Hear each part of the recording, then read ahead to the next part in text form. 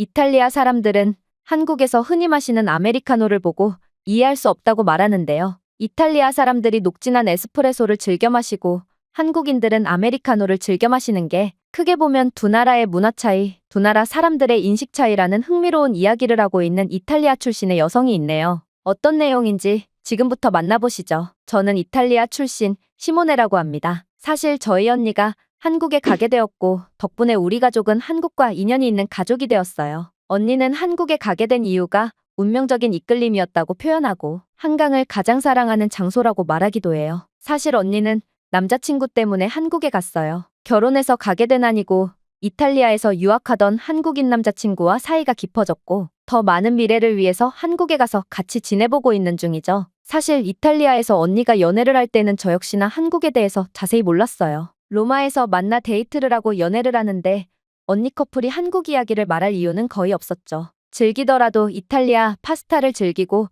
카페를 가도 에스프레소를 마시고 그런 평범한 데이트 코스에서 한국 이야기를 뜬금없이 꺼낼 리는 없잖아요. 그런데 지금은 한국에서 지내고 있기 때문에 이탈리아 이야기보다 한국 이야기를 많이 한다고 해요. 카페를 가도 에스프레소를 먹는 게 아니라 아메리카노를 먹는 게 자연스럽고 파스타 대신에 한식을 먹는 걸 즐겨 한다고 해요. 파스타 중에 빼쉐라는 국물이 듬뿍 나오는 파스타가 있는데 사실 언니는 그걸 가장 좋아했어요. 스프 같으면서도 맛이 진하고 포만감을 주는 그런 음식이죠. 제 개인적인 취향은 아니지만 그렇게 국물이 많은 음식을 좋아하는 사람들이 있죠. 그런데 한국은 스타일은 좀 다르지만 그런 국물이 듬뿍 있는 음식들이 많다고 하고 그게 주류라고 하더라고요. 그래서 언니는 입맛이 너무 잘 맞고 좋대요. 언니는 그래서 만약에 남자친구와 헤어져서 이탈리아로 오더라도 저 국물 때문에 다시 남자친구한테 연락할 거래요. 그 정도로 한국식 문화에 굉장히 긍정적인 사람이죠. 무엇보다 충격적인 건 언니가 아메리카노라는 말도 안 되는 커피를 마신다는 건데요. 당연히 커피는 에스프레소예요. 그런데 거기다가 물을 타고 얼음을 넣어서 먹는다고요? 심지어 그 맛있는 차 한 잔에 뜨거운 물을 부어서 먹는 것은 정말 상상할 수도 없죠.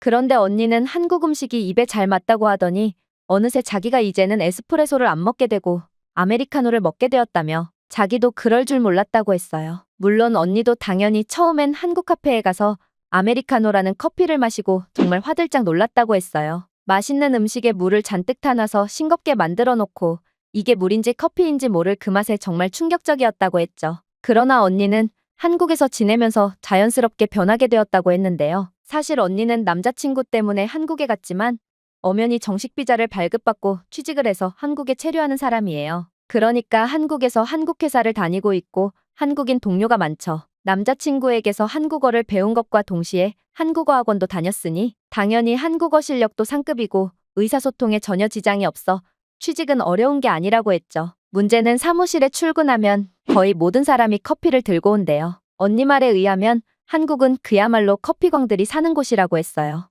하루에 커피를 두세 잔씩 먹는 건 기본이고 어떤 사람은 5잔, 6잔도 먹는데요. 심지어 야근하는 날 자기 상사는 커피를 10잔이나 먹었다며 자신이 얼마나 오랜 기간 근무했는지를 커피를 가지고 표현했다고 해요. 물론 한국의 커피는 아메리카노에 한정되지 않아요. 기성품으로 나오는 스틱커피라는 게 있는데 그게 라떼 같은 건데 맛의 조화가 예술이라고 하죠. 심지어 가격도 싸대요. 1유로면 10개를 사고도 남는다는데 그런 걸로 5잔, 6잔 먹는 사람은 많고 주로 나이 많은 남자 선배들이 그렇게 먹는다고 해요. 젊은 사람들은 보통 카페에 가서 1유로나 2유로짜리 저렴한 아메리카노를 사와서 먹는다고 하고요. 그러니까 제가 이해하기로는 한국에서는 연령별로 커피 취향이 있기는 한데 아무래도 한국 국민들의 커피 사랑은 이탈리아 못지 않더라는 거죠. 그렇게 언니는 다른 사람들과 마찬가지로 카페에 가서 커피를 사고는 했대요. 당연히 메뉴는 에스프레소. 한국 카페에도 에스프레소 메뉴에 적혀 있고 일반적으로 사람들이 다양하게 커피를 먹기 때문에 에스프레소를 먹는 걸 이상하게 생각할 줄은 꿈에도 몰랐다고 했어요. 그런데 에스프레소를 시켰는데 아주 큰 컵에 그 작은 양의 커피를 건네주고 설탕도 주지 않았대요. 셀프 코너에서 설탕을 꺼내서 에스프레소에 직접 넣어서 그걸 가지고 사무실로 간대요. 많은 사람들이 언니의 커피가 에스프레소인지 눈치채지는 못했대요. 큰 종이컵에 담겨있고 그걸 마시니 그 속에 커피가 있나 보다 하지 진한 에스프레소만 있는 줄은 몰랐다는 거죠. 언니는 주변 동료들이 아메리카노를 먹는 걸 보고 문화 충격이라 놀랐지만 이렇게 문화나 취향이 다른 걸로 이야기를 꺼내는 것 자체로 이야기를 꺼내는 게 신뢰라고 생각해서 말을 꺼내지 않았대요. 그러다가 언니 옆자리에 앉는 동료가 미안한데 커피 좀 나눠줄 수 있냐? 나중에 내가 한 잔 사주겠다는 부탁을 들어서 언니는 이거 에스프레소라서 나누어 저기가 좀 어중간해. 정말 마음 같아서는 주고 싶은데 물 타서 줄까? 라고 말했대요. 그러면서 뚜껑을 열어 보여줬는데 한국인들 눈에는 말도 안 되는 고농축 커피 추출액이 자그맣게 담겨있는 모습에 마치 고대 유물을 발견해 놀라는 탐사대원처럼 눈이 동그래졌대요. 그날부로 언니는 에스프레소를 먹는 정말 독특한 사람으로 각인되었고, 언니는 한국인들이 자신이 에스프레소를 먹는 걸 충격적으로 봤다며 놀라움을 금치 못했어요. 그제서야 언니도 이야기하기 시작했대요. 사실 아메리카노는 내 입장에서 말도 안 되는 커피인데 왜 에스프레소 가지고 뭐라고 하느냐는 이야기를 할 수밖에 없었대요. 언니는 아메리카노를 보고도 충격을 받았지만 이야기를 꺼내지 않았는데 한국에서는 에스프레소를 마신다는 이유로 신기하게 쳐다보고 이탈리아가 원래 그렇다고 하니 다들 놀라는 분위기였대요. 그렇게 한동안 한국인들과 이탈리아인 언니 간의 커피 논쟁은 회산의 화두가 되었대요. 그런데 언니도 결국 한국에 있다 보니 아메리카노를 먹게 되었다고 해요. 정말 자연스럽게 그렇게 되었고 자신이 아메리카노를 즐겨 마시게 될 줄은 꿈에도 몰랐대요. 한국에 체류하는 이탈리아 사람들 중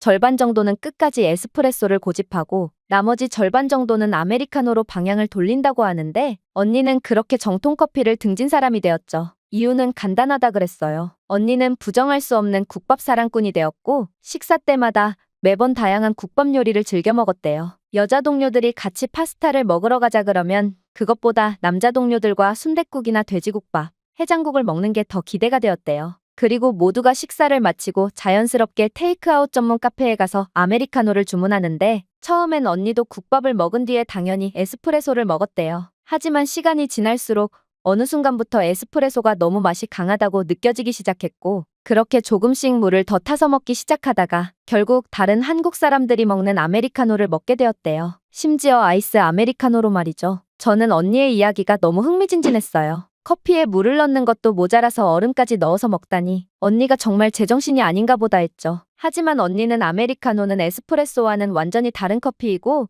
이렇게 한식을 즐긴 뒤 정확히는 국밥 종류의 따뜻하고 녹진한 음식을 즐긴 뒤에 그 다음 마시는 아이스 아메리카노는 마치 치즈가 잔뜩 들어간 음식 위에 살짝 갈아 올려진 향신료 고수를 먹는 듯한 상쾌함이 느껴진다고 했어요. 저는 그 언니의 표현에 단박에 이해를 했어요. 언니 회사에서도 이런 식으로 아메리카노를 먹게 된 이유를 설명하면 한국 사람들 10명 중 한두 명만 이해를 한대요. 왜냐하면 한국인들은 고급 향신료인 고수를 먹을 수 있는 사람이 거의 없대요. 그래서 이렇게 설명해주는 방법밖에 없는데 한국인들 중 10에서 20% 정도의 사람들만 언니가 아메리카노를 먹는 그 느낌을 정확히 이해하고 나머지 사람들은 단순하게 진한 한국 음식에 아메리카노가 상쾌하니까 먹는다고 이해하고 있대요. 저도 그 이야기를 듣고 집에서 아이스 아메리카노를 시도해봤는데 당연하겠지만 한 입 먹어보고 바로 버렸어요. 언니도 한국에서 몇 달 만에 천천히 변하게 된 입맛인데 저한테는 한국식 커피가 조금은 어색했죠. 언니가 해주는 한국 이야기는 그야말로 흥미진진했어요. 사실 이것 말고 정말 다양한 이야기가 많은데 대표적으로 커피 이야기를 뽑아서 여러분들께 말씀드리는 중이죠.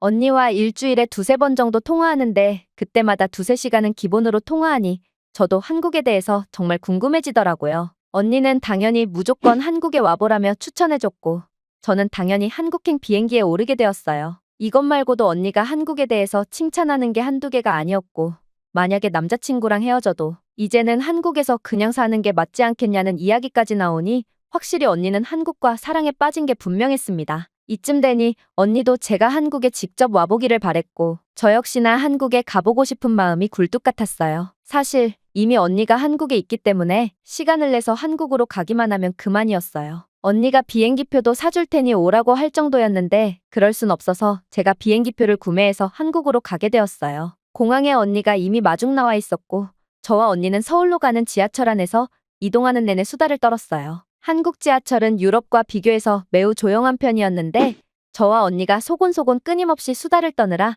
아마 다른 사람들한테 조금은 민폐였을지도 모르겠네요. 하지만 언니를 만난 기쁨, 그리고 한국이라는 새로운 나라에 오게 된 제 설레임 때문에 그렇게 마음이 쉽게 진정될 수는 없었어요. 그렇게 언니네 집으로 가서 지내게 되었어요. 지하철역에서 내려서 15분 정도 언덕을 올라가야 하는 그런 곳이었고 한국에서는 주거 환경이 좋다고 보기는 어려운 곳이라고 했지만 제가 볼 땐 이탈리아에 있는 우리 집처럼 그냥 평범한 동네고 건축물의 스타일만 다를 뿐 유럽의 선진국들과 별로 다를 바가 없어 보였죠. 오히려 더 깨끗하고 냄새도 안 나고 깔끔해 보이는 그런 곳이었어요. 언니는 이곳이 주택가라고 했는데 한국에서는 일반적으로 아파트가 더 좋은 주거 환경으로 여겨진다고 하더라고요. 이탈리아랑은 완전히 반대죠. 하지만 그런 건 흥미로운 사실일 뿐이고 제가 한국에 지내는 3주간 한국의 주택가라고 해서 부족하거나 어려움을 겪는 일 같은 건 없었어요. 오히려 너무 좋아서 저기 보이는 아파트가 안 좋아 보일 정도였어요. 왜냐하면 정말 한국은 신기했던 게 언니가 말했던 것처럼 밤에 나가서 바깥 공기를 마시는 것도 전혀 문제가 되지 않는다고 했고 심지어 그게 주택가 골목길일지라도 아무런 상관이 없다고 말했어요. 실제 언니네 집 앞에는 꽤나 넓은 소공원이 있었고 야간에도 전등이 밝게 빛나고 있어서 이곳이 불량배들의 집합소가 아니라 정말 주민들이 지나다니는 통로, 심지어 밤에도 활용할 수 있는 그런 깨끗한 모습이 보였죠. 심지어 최근에 언니네 동네에 편의점이 생겼는데 한국은 기본적으로 치안이 안전한 편이고 길을 지나다닐 때 누군가의 눈치를 보거나 두려움에 떨며 지나다닐 필요는 없지만 사람이란 게 아무래도 밝은 것을 안전하다고 느끼는 성향이 있어서 그런지 언니도 그전엔 몰랐지만 동네에 편의점이 하나 생긴 뒤로 일부러 약간 돌아가더라도 그쪽으로만 다닌다고 했어요. 언니를 따라서 밤 12시에 편의점에 가보기도 했어요. 실제 주택가 한가운데 있는 편의점은 정말 굉장히 밝게 빛나고 있었고 그 늦은 시간 아무렇지 않게 이렇게 외출을 할 수 있다는 그 모습에 굉장히 놀랐어요. 언니가 사실 한국 문화, 한국 음식, 한국 남자에 대한 이야기만 줄곧 채웠지 이런 이야기는 안 해줬기 때문에 저한테는 꽤나 놀라운 사실이었죠. 당연히 저랑 부모님은 언니가 한국에서 혹시라도 위험한 일을 당하지 않을까 걱정만 하고 있었는데 그런 걱정의 모든 시간들이 이제 와서 보니 낭비였을 정도로 한국은 정말로 상상을 초월할 만한 수준의 안전한 모습을 보이고 있었어요. 이런 안전한 한국이라는 나라에서 저는 더 자신감 있게, 더 당당하게 언니와 돌아다녔어요. 해가 지려고 하니 집으로 서둘러 가야겠다는 그런 흔한 말이 한국에서는 필요가 없는 곳이었죠. 그리고 제가 정말 궁금했던 한국의 커피 문화, 그걸 체험하게 되었어요. 말로만 듣던 한국의 커피 문화를 체험한다는 사실만으로 설렜죠. 물론 한국에서 처음 시도해본 아이스 아메리카노는 제가 집에서 해먹은 것보다는 나았지만 안타깝게도 제가 처음부터 적응할 수 있는 수준은 아니었어요. 언니는 이럴까봐 아메리카노를 하나만 시켜놓고 저한테 한 입만 먹어보라고 했는데 언니가 현명했어요. 저는 한국에서도 에스프레소를 주문해서 먹으며 다녔어요. 하지만 제가 알게 된 사실은 좀 언니와는 시각이 달랐어요. 언니는 한국의 카페에서 커피 관련 메뉴에 대해서만 관심이 있었지 다른 메뉴에 대해서는 전혀 관심이 없었어요. 그런데 제가 볼 땐 한국 카페는 꼭 커피만 파는 곳이 아니더라고요. 다양한 마실거리를 제조해서 팔고 있었어요. 번역기를 켜서 번역해보니 시즌 메뉴라는 메뉴도 있었고 올타임 판매하는 메뉴에서는 정말 다양한 마실거리가 존재했죠. 얼음을 갈아 넣어서 음료를 만들거나 여러 종류의 에이드를 만들어 판매하거나 그리고 손님들 중 상당수도 커피 이외의 음료를 주문했어요. 그리고 저는 한국에서 커피보다 그런 음료들을 즐겨 마셨어요. 사실 언니처럼 회사 사람들이나 집중력을 필요하는 사람들은 당연히 커피를 선택할 겁니다. 하지만 저처럼 한국을 즐기고 맛보러 온 사람은 당연히 커피 말고 다른 것들을 즐기는 게 더 재미있는 선택이라고 생각했고 그리고 한국에서는 어디를 가나 그런 카페들을 찾을 수 있었어요. 왜 있잖아요. 노란 간판에 가게 이름만 다른 카페들. 언니 말로는 그런 카페들이 한국에 거의 10,000개나 된다고 하던데 그 이야기를 듣고 정말 놀랐어요. 브랜드는 다 조금씩 다른데 그런 저렴한 카페들이 많다고 했어요. 한국인들이 커피를 워낙 좋아해서 카페가 정말 많고 덕분에 품질은 높은데 가격도 저렴하대요. 그리고 그걸 보고 제가 느낀 건 또 있어요. 오히려 이탈리아 사람들이 에스프레소만 고집하고 다른 걸 마시는 사람을 존중하지 않는 태도가 있지 않을까 싶었어요. 이탈리아에서 카페에 가보면 테라스에 모든 사람들이 줄지어 앉아서 마치 정답이라는 듯이 에스프레소 잔을 들고 커피를 마시고 있죠. 그 작은 컵이 가끔은 테라스에 앉을 수 있는 자격증처럼 보일 때가 있어요. 그러니까 에스프레소가 커피의 정통성을 가지고 있으니 다른 건 좀 아류가 아니냐는 생각이죠. 솔직히 저 역시도 그런 생각을 가지고 있긴 했어요. 심하진 않았지만 분명히 그런 경향이 있었는데 한국에서 수많은 카페에서 아주 다양한 것들을 골고루 먹어보면서 그리고 한국에서 카페 내 사람들이 풍기고 있는 분위기를 보면 누가 뭘 마시던 신경 쓰지 않고 각자의 취향을 모두 존중해주는 분위기를 느꼈기 때문에 저는 오히려 에스프레소만 인정받는 마실거리라는 생각을 가졌던 그것들이 조금은 좁은 시각을 가진 생각이었다는 걸 느끼게 되었죠. 그리고 한국에 있으면서 관련된 영상을 유튜브에서 찾아봤는데 확실히 이탈리아 사람들은 에스프레소에 대한 자부심이 강하고